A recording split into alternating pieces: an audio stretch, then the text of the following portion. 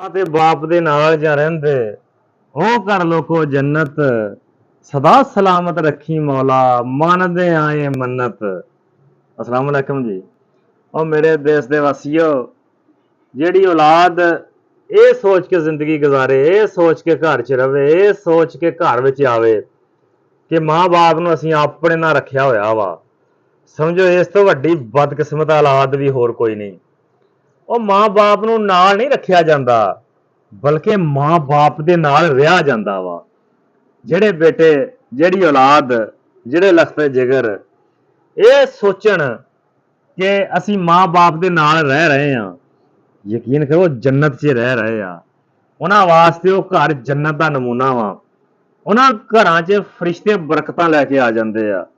ਉਹਨਾਂ ਘਰਾਂ 'ਚ ਮਾਲਕੇ ਕਾਇਨਾਤ ਆਪਣਾ ਫਜ਼ਲ ਨਿਸ਼ਾਵਰ ਕਰਦਾ ਵਾ ਕਿ ਮਾਂ-ਬਾਪ ਨੂੰ ਨਾਲ ਨਹੀਂ ਰੱਖਿਆ ਜਾਂਦਾ, ਬਲਕਿ ਮਾਂ-ਬਾਪ ਦੇ ਪਹਿਲੂਆਂ 'ਚ ਰਿਹਾ ਜਾਂਦਾ ਵਾ।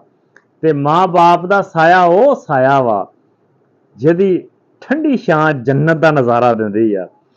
ਅੱਲਾ ਦੀ ਰਾਤ ਨੇ ਜੰਨਤਾਂ 'ਚ ਜਿਹੜੀਆਂ ਹਵਾਵਾਂ ਫਜ਼ਾਵਾਂ ਵਗਾਉਣੀਆਂ ਵਾ, ਮਾਂ-ਬਾਪ ਦੇ ਆਂਚਲ 'ਚੋਂ ਲੈ ਕੇ ਤੇ ਵਗਾਉਣੀਆਂ ਵਾ। ਜਿਹੜੀ ਮੁਹੱਬਤ ਅੱਲਾ ਦੀ ਰਾਤ ਨੇ ਜੰਨਤ 'ਚ ਰੱਖੀ ਹੋਈ ਆ, ਮਾਂ-ਬਾਪ ਕੋਲੋਂ ਉਧਾਰੀ ਲੈ ਕੇ ਤੇ ਰੱਖੀ ਹੋਈ ਆ। ਜਿਹੜਾ ਪਿਆਰ, ਜਿਹੜਾ ਖਲੂਸ ਮਾਲਕੇ ਕਾਇਨਾਤ ਨੇ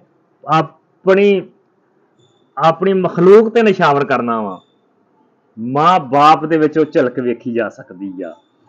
ਕਿਉਂਕਿ ਕਿਸੇ ਨੇ ਕਿਹਾ ਸੀ ਕਿ ਮਾਂ ਨੂੰ ਆਪਣੀ ਸ਼ਾਨਦਾਰ ਤੱਕ ਕੇ ਰਹਿ ਗਿਆ ਆਪ ਹੈਰਾਨ, ਤੇ ਕਦੀ ਵੀ ਇਹ ਨਾ ਸੋਚਿਆ ਜੇ ਕਿ ਅਸੀਂ ਮਾਂ-ਬਾਪ ਨੂੰ ਰੱਖਿਆ ਹੋਇਆ ਵਾ, ਸਾਡੀ ਕੀ ਔਕਾਤ ਆ।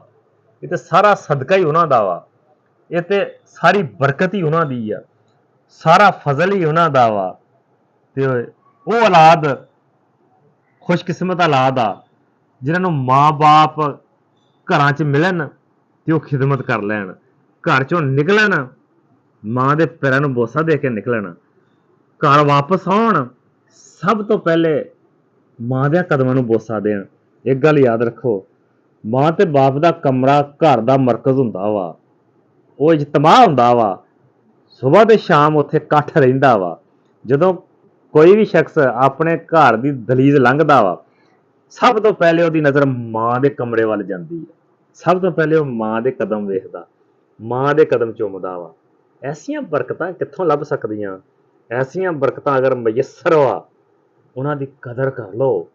ਪਿੱਛੋਂ ਤੇ ਕਿਸੇ ਕਹਾਣੀਆਂ ਰਹਿ ਜਾਂਦੀਆਂ, ਸਿਰਫ ਕਹਾਣੀਆਂ ਪੜ੍ਹਨ ਜੋਗਾ ਬੰਦਾ ਰਹਿ ਜਾਂਦਾ। ਅਗਰ ਹੈ ਆ, ਕਦਰ ਕਰ ਲਓ ਬੇਲੀਓ।